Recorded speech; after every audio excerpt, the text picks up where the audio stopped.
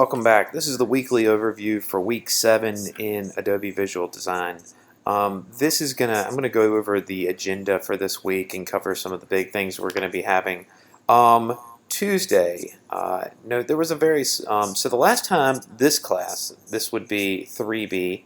The last time y'all were in class, I left y'all with adding student examples to your Jamboard. I only had a couple of submissions on the Jamboard. Had only maybe 3 or 4.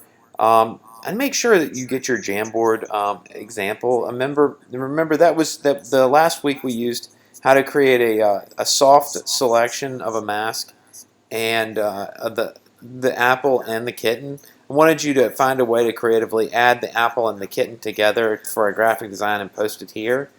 If you would also like to post your complex shape mask, I can show you some visual examples of that.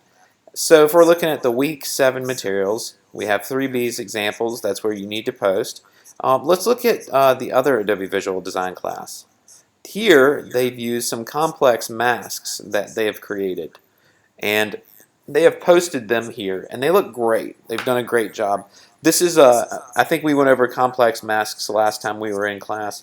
And if you didn't have a chance to reference the complex masking video, please go back to the previous week, week 6, and you'll see a video on complex masking. So it's all there. The first thing we want to do this week is make sure that we're getting something to the Jamboard, so then we can do a gallery walk. Okay? From there, we're going to be doing after that, I want to address the point that I'm getting a lot of late submissions on work, and I just want to remind everybody that there is a late credit deduction. And the reason I have a late credit deduction on all my projects is that it's time spent making sure that you understand deadlines and are meeting the objectives. That you got to get work turned in, and you're going to have that, especially in the work when you get into the real world. So you need to submit on time, okay? The asynchronous activity for Tuesday is that students will work on making sure that they get their thing on the Jamboard. We'll also, if possible, be covering a blend modes worksheet. Now, blend modes, we dabbled a little bit about those, but there will be a video on this week 7 materials folder right here. Okay, so 2 things so far. We got the Jamboard, we got the blend mode activity, and the last thing I'm going to leave you with is your final project this week. You are going to get the choice. You are going to have a movie. You can either do a movie poster, or you can redo your business cards in Photopea or Adobe Photoshop. There is a rubric, 3 criterion areas that are important to mention. One's 30 points weighted, one's 40, and one's another 30. Design principles, I want to make sure you're using your design principles in whatever you create. Clearly apply the tools of gradient techniques, blend modes, masking, everything we've been covering in class. I want to see that on your artifact that you submit.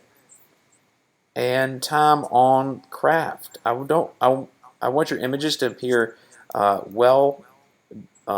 they don't look too pixelated, look really good and clean.